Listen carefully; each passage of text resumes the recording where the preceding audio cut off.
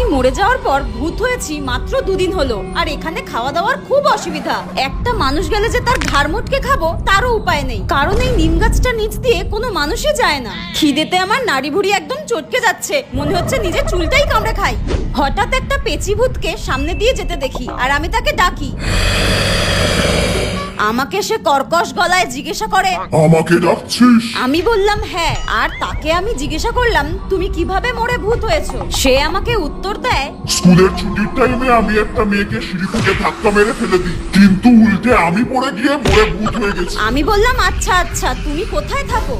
সামনে যে তাল গাছটা রয়েছে সেই তাল গাছের নিচের পুকুরে থাকি আমি, কিন্তু তুই কোথায় থাকিস? আমি বললাম লাইন দিয়ে পেছনে যে নিম গাছগুলো রয়েছে ওখানে আরো ভূতরা রয়েছে, ওদের সঙ্গেই আমাকে থাকতে বলা হয়েছে।